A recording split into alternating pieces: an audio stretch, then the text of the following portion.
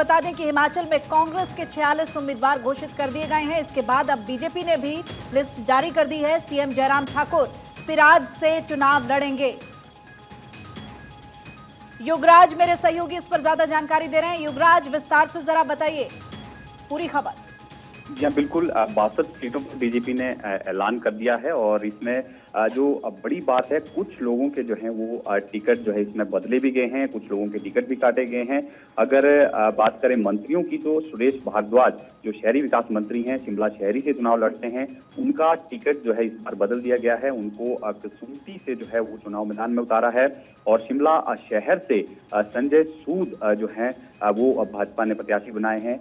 चाय की इनकी दुकान है तो चाय वाले को मौका दिया गया है। इसी तरह से जुब्बल कोटखाई में चेतन बरागटा को जो है चुनाव मैदान में उतारा है। पिछली बार जब उपचुनाव हुए थे तो उन्होंने बगावत की थी और यहाँ पर नीलम सरेख को भाजपा ने प्रत्याशी बनाया था और जमानत उनकी जो है वहाँ से जब्त हुई थी। कांग्रेस के प्रत्याशी यहाँ से जीते थे तो ये यहाँ पर भी जो है वो टिकट बदला गया है। और इसी तरह से कुछ पुराने चेहरे भी इसमें जो है वो शामिल हुए हैं।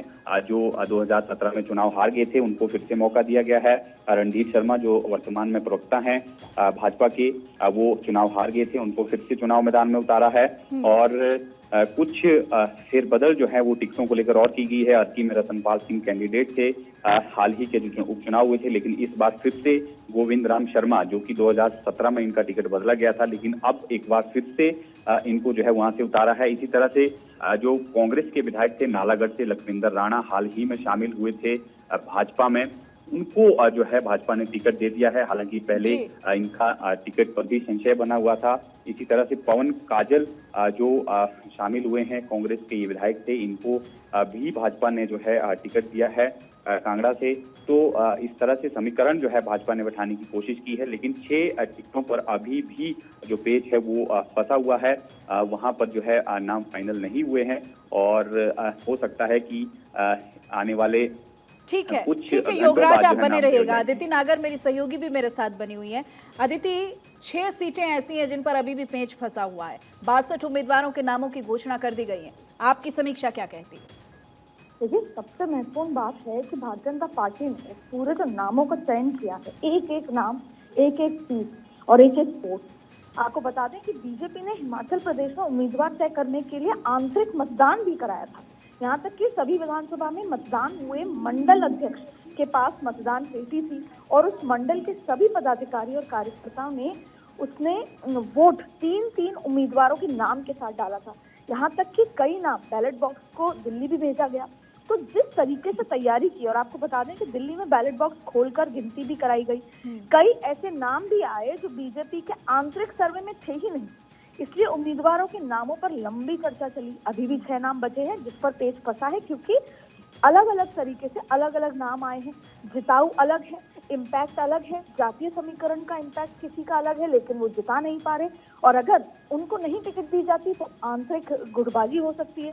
और इसके अलावा सबसे महत्वपूर्ण बात यह है कि कार्यकर्ताओं से मिले फीडबैक के आधार पर कई विधायकों का टिकट भी काटा भी गया है। तो ऐसे में ये जो पूरी प्रक्रिया की गई है ये एक अलग तरीके से की गई है, क्योंकि खुद जो आला कमान कह सकते हैं या जिसे कहते हैं कि जो दिग्गज सीनियर नेता थे, वो ये चाहते थे कि इस बार टिकट वितरण में गुटबाजी कम हो और जो जिताऊ उम्मीदवार हो उसी को दिया जाए। तो हिमाचल में जो ये नया प्रयोग किया गया है उसके बाद एक एक टिकट उस तरीके से दी गई है। अब 6 टिकटों पर कल 11 टिकटों पर चर्चा की गई, 57 टिकटों पर पहले हो चुकी थी, आज सुबह टिकट अनाउंस भी कर दिया गया।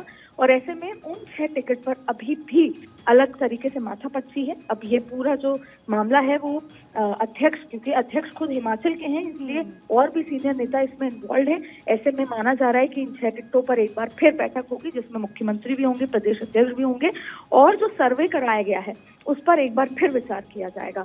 और आसपास के जो वहाँ के लोग हैं उनसे पूछकर और जो फीडबैक मैकेनिज्म था उस पर ये तय किया जाएगा। क्योंकि दरअसल पार्टी के सामने चुनौती ये होती है कि जब आपकी सरकार होती है और वहां पर आपके उम्मीदवार ऑलरेडी होते हैं जो जीते हुए होते हैं, या जो विधायक होते हैं, सिटिंग विधायक, उनके अगर सर्वे में रिपोर्ट अच्छी नहीं है और आप उनकी टिकट काटते हैं तो ऐसे में फिर नए कैंडिडेट को जीतने के लिए बहुत ज्यादा मशक्कत करनी पड़ती है। तो बहुत सारे इफ्स एंड बट्स को देखते हुए यहाँ पर टिकट दी गई है और भारतीय जनता पार्टी चाहती है कि इस बार पहले से बेहतर रिजल्ट नतीजे सामने आए। सत्ता में तो आए पार्टी, लेकिन पहले से बेहतर नतीजे आए। इसका सबसे बड़ा सवाल ये भी है कि दो बड़े नेता, दो बड़े चेहरे, खुद जेपी नड्डा और आईएनबी मिनिस्टर अनुराग ठाकुर हिमाचल से आते हैं और बड़ा पोर्टफोलियो केंद्र में उनका है। तो अगर वहाँ की परफॉर्मेंस में कुछ इशू होता है तो एक बड़ा सवालिया निशान होगा, ठीक उसी तरह जैसे गुजरात से प्रधानमंत्री और अमित शाह आते हैं। बिल्कुल बिल्कुल अदिति, आप सही कह रही हैं। योगराज मेरे सहयोगी बने हुए हैं मेरे साथ। योगराज, आप तक मेरी आवाज आ रही है? जी जी बिल्कुल। योगराज, कई तरह के कयास लगाए जा रहे थे, कई सीटें कटने की संभावना नजर आ रही थी। ये जो नाम अभी निकलकर सामने आए हैं जिनकी सीटें कटी हैं, क्या ये वही नाम है या फिर कुछ ऐसा शॉकिंग भी सामने आया है जिसकी उम्मीद नहीं की जा रही थी? जी हाँ, लगभग अनुमान जो लगाया जा रहा था उसी के मुताबिक जो है कुछ विधायकों के जो है वो टिकट कटे हैं और कुछ मंत्रियों के जो है टिकट इसमें जो है वो बदले गए हैं। उनको जो विधानसभा क्षेत्र है वो बदला गया है। ये बड़ी बात है। योगराज, रोकना चाहूंगी, बड़ी खबर अपने दर्शकों को हम दे रहे हैं। देखिए, कुछ नाम आपके टीवी स्क्रीन पर हम आपको बता रहे हैं। पवन काजल को कांगड़ा से बीजेपी ने टिकट दिया है। सुखाराम के बेटे अनिल शर्मा को मंडी से दावेदार बनाया गया है। चंबा सीट से इंदिरा कपूर को उम्मीदवार बनाया गया है। हमीरपुर से बीजेपी ने टिकट दिया है नरेंद्र ठाकुर को। सतपाल सत्ती को ऊना से टिकट मिला है। ये वो नाम है जो बीजेपी के उम्मीदवार होंगे। पवन काजल को कांगड़ा से बीजेपी ने टिकट दिया है। पवन काजल पर कांगड़ा से भरोसा जताया गया है। सुखाराम के बेटे अनिल शर्मा को मंडी से टिकट मिला है। चंबा सीट से इंदिरा कपूर को उम्मीदवार बनाया गया है और हमीरपुर से बीजेपी ने टिकट दिया है नरेंद्र ठाकुर को। सतपाल सत्ती को ऊना से टिकट मिला है। योगराज जी जी बिल्कुल। कुछ विधायकों के, जिस तरह से मैं जिक्र कर रहा था कि टिकट कटे हैं, टिकट बदले हैं और कुछ मंत्रियों का स्थान बदला गया है। मंत्रियों का काफी अहम है। जो राकेश पठानिया है उनकी जो कंस्टिट्यूएंसी है उसको भी बदला गया है। अब उनको फतेहपुर से लड़ाया गया है जबकि उनको नूरपुर से जो है लड़ाया जाता था। इसी तरह से एक जो भरमौर विधानसभा क्षेत्र है वहां से एक नया नाम, हालांकि चर्चा में जरूर ये थे लेकिन इसको लेकर जो है कयास नहीं लगाया जा रहा था, लेकिन फिर भी जो है एक डॉक्टर जनकराज जो आईजीएमसी शिमला में जो है वो एमएस भी थे, अपनी नौकरी छोड़कर जो है वो चुनाव मैदान में उतरे थे। भाजपा ने उन पर भरोसा जताया है, भरमौर से उनको टिकट दिया है। धर्मशाला से जो सिटिंग विधायक थे विशाल नहरिया, उनका टिकट भी काटा गया है। तो कहीं ना कहीं एक जो समीकरण है वो भाजपा ने जो चुनाव करवाए थे, सर्वे करवाए थे, उसके मुताबिक जो है टिकटों को बदला है और कोशिश की गई है कि जिताऊ कैंडिडेट जो हैं चुनाव मैदान में उतारे जाएं। महेंद्र सिंह जो कि बड़ा नाम है धर्मपुर से, उनके बेटे को जो है टिकट इस बार जो है वहां से दिया गया है, वो चुनाव मैदान में फिलहाल नहीं है। इसी तरह से अनिल शर्मा, क्योंकि अनिल शर्मा को लेकर जो है बीजेपी 5 साल का जो ये कार्यकाल रहा है बीजेपी में, इसमें अनिल शर्मा को लेकर जो है कहीं ना कहीं बीजेपी के अंदर भी नाराजगी थी। लेकिन जो टिकट जिस तरह से आज सूची आई है, एक बार फिर से जो है भाजपा ने उन पर भरोसा जताया है और अनिल शर्मा को मंडी से चुनाव मैदान में उतारा है। जी ठीक है योगराज, बहुत शुक्रिया आपका इस तमाम जानकारी के लिए।